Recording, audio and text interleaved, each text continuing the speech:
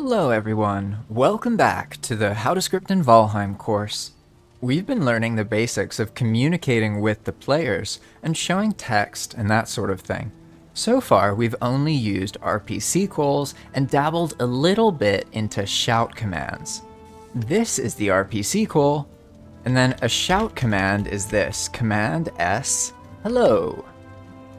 Every time the hello triggers, we also get a shout. You can imagine how it gets very confusing for players, and it's very easy for them to miss something. Let's take our goblin here, for example. We can see him, right? And then we can see that there is some text there when we're looking at the goblin, right? But what if we're looking away from the goblin? We don't see anything. He's saying hello behind us, but we don't see it. That being said, we do see some chat message, but it's more like we see a chat message is happening. Damage RPC texts are the most likely to be missed by the player, so you have to keep that in mind. The player has to be looking at the exact right spot, and that alone will mean most people don't see it. And then regarding shouts, everyone in the world is gonna see the shout show up in the text box. But then you have a whole new problem because now you're spamming a message everyone can see. So does everyone need to see the chat just filled with hello? I mean, this is going to make it impossible to communicate. So that leaves the final tier, which is something nobody's going to miss. Oh, what perfect timing, right? You know, we see saving right there. You know, as people play, they're definitely going to notice that sometimes the screen says saving.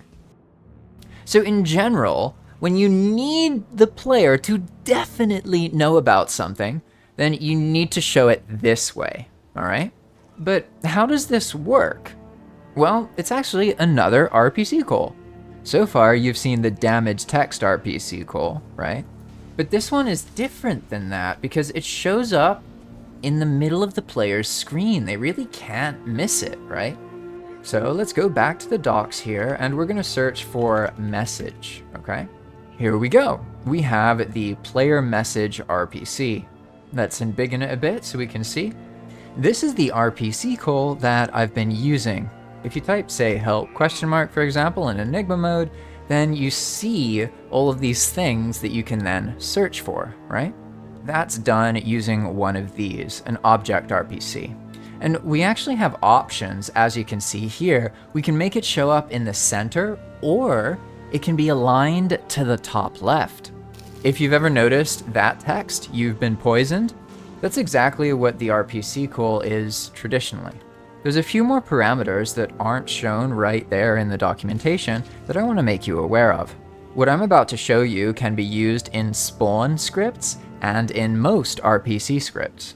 If you find that your messages are flickering and competing with each other, you can set override true, and then whenever that message happens, it's going to cancel out the others. For example, if I say help and I open this up, and then I jump, it all disappears. Well, it's because when I jump, an empty message gets sent with overwrite true, causing the screen to get cleared, even though technically it is showing a message. It's just an invisible message. This is very useful if you're encountering like flashing text from competing RPC calls. And then we have repeat and repeat interval. Now this is probably kind of confusing. Why does this repeat 64 times? Well, maybe it'll be easier if I just set the repeat down to 1. One of the nuances of using these RPC calls is that the messages actually go off the screen incredibly quickly. So if you just use the message once, that's all the time that you get. It shows up on the screen, and then it starts fading, and within a couple seconds, it's completely gone. Clearly not long enough to actually read all of this information. So that's why we use the repeats, because that keeps it solid on the screen. It's actually firing off a bunch of RPC calls and then stopping. That's how you can basically trick it into making a consistent looking message. In addition to being used for spawning and RPC calls, these commands, specifically repeat and repeat interval, can also be used for pokes. They're really useful to learn about, so I encourage you to practice a little bit here. You'll probably need to make some kind of help system at some point if your project gets too complicated, so this is a great way to dip your feet into this more advanced kind of player messaging. And then the final field is repeat interval, and this one's pretty simple. It's just the amount of time in seconds between each repeat, okay? So the RPC call completely fades after like 2 or 3 seconds, but it starts fading really quickly. So I found that 0.3 or 0.4 works well. Fantastic. Now you know the 3 layers of communication.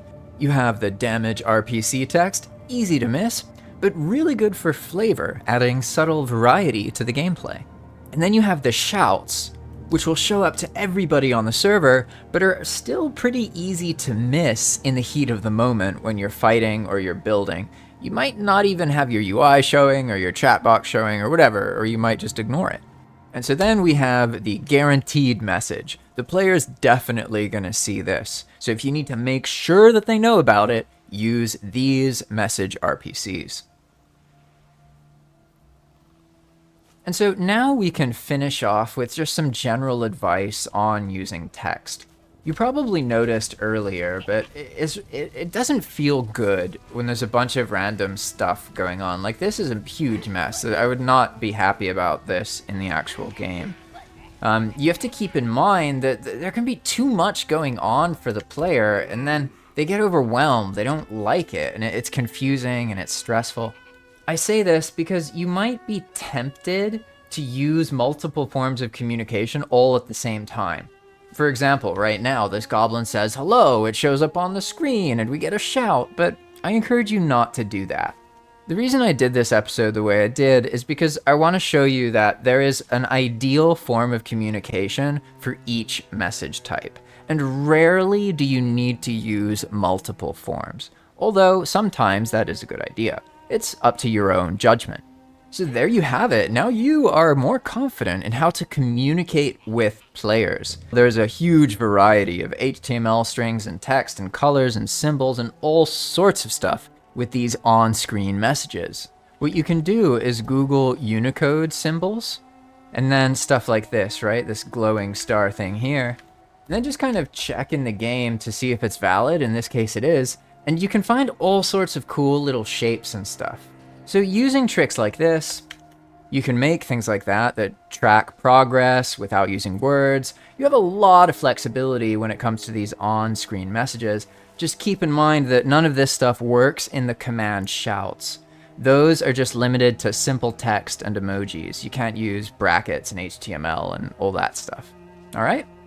So there you have it. You are ready. Thanks for watching, and if you want to support my work, then consider supporting me on Patreon. It really makes a big difference in my life. Thanks for watching, and I'll see you in the next video. Bye-bye!